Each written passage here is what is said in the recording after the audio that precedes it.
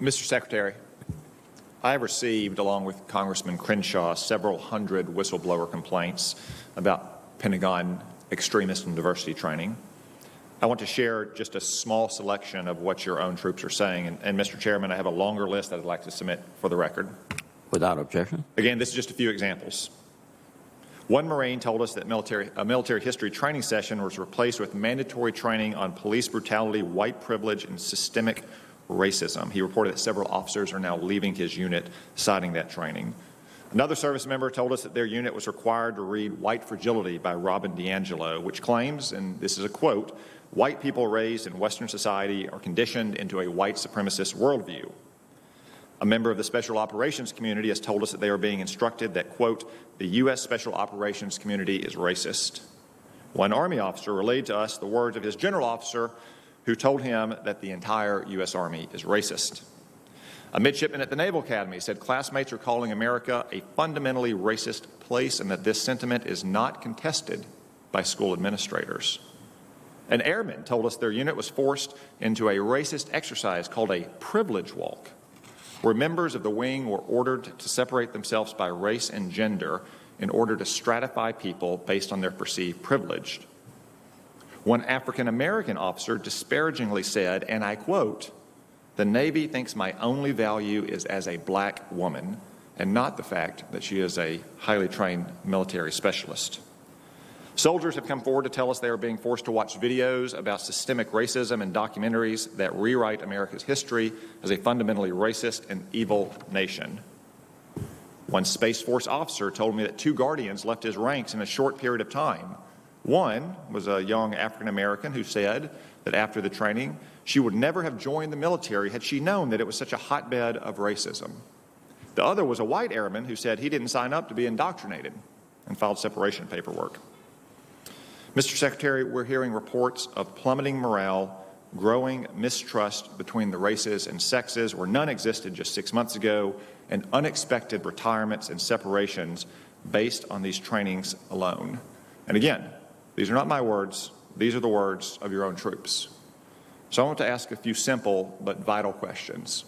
Mr. Secretary, do you believe that our military is a fundamentally racist organization?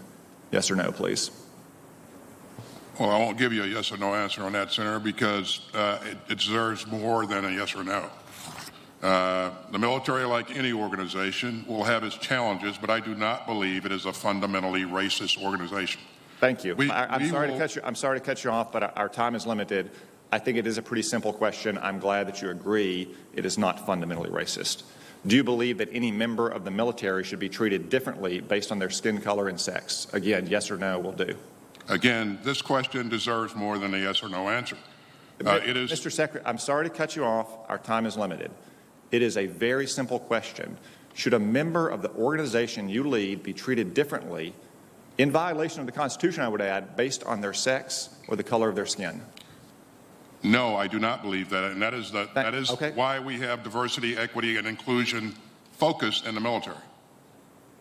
And the military, for decades, has been one of the institutions in the society where you are most likely to get ahead based on your own performance, on your own merit, irrespective of the color of your skin or where you came from or who your parents were. Sir, I absolutely agree with that, and I am an example of that. Your distinguished career is an I would also say that Mr. Secretary, your career is an excellent example of that. But I have more questions based on the reports we've seen. The military has included the works of critical race theories on its reading list by authors like Ibram Henry Rogers, who now calls himself Ibram Kendi, and Robin DiAngelo. Mr. Kendi has written, quote, "The only remedy to past discrimination is present discrimination. The only remedy to present discrimination is future discrimination," end quote. Do you agree with that proposition? I've not read that, and I don't, I certainly don't agree with what you just said. But Mr. Secretary, it's always important to have the full context of anything that you're being asked to evaluate.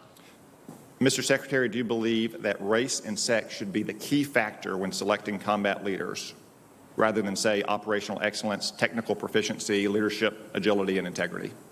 I do not, Senator. I think what you just said should be key components in making any selection. Thank you. I'm glad we agree on all this.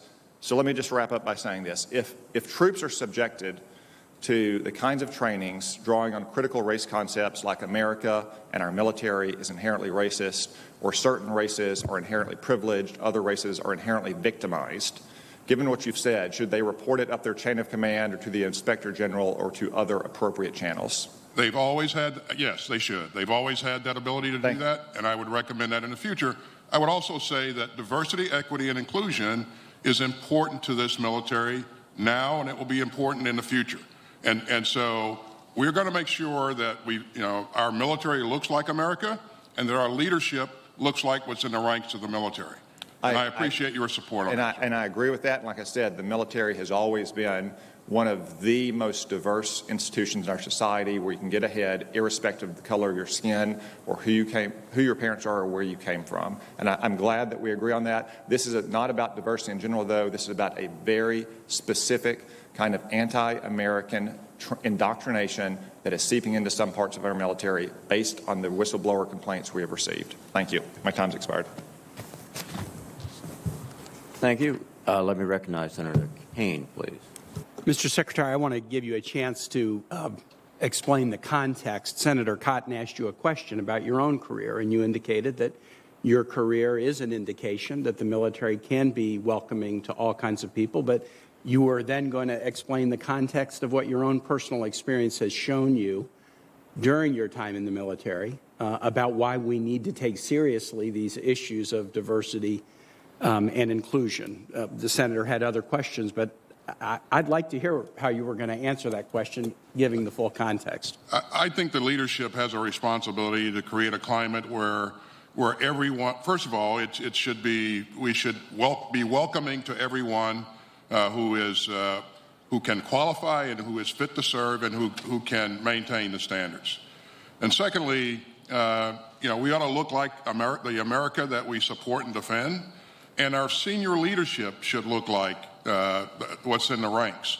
And where we've done a great job in recruiting very highly qualified and capable people, I think we need to do a bit better in terms of making sure that we're absolutely inclusive and making sure that we create pathways, or pathways are available for everybody that's in the ranks to achieve, to realize their full potential. And so that's what that diversity, equity, and inclusion is all about. It's about cohesion. It's about making sure that we remain the most effective and lethal fighting force in the world. And we have been in the past, and we will be in the future. And when we've moved toward diversity in the military, it's always made us stronger. When President Truman integrated the military, it was not uniformly popular. In fact, I believe as Secretary of the Army ended up resigning after refusing to desegregate units about a year after the order. But moves like that, where the military has often led society in building cohesion, the military does it well. They're not always immediately popular, but they end up paying dividends not just for the military, but for American society. It has to be done sensitively, carefully, by people who understand it, but I applaud you and other leaders who are trying to do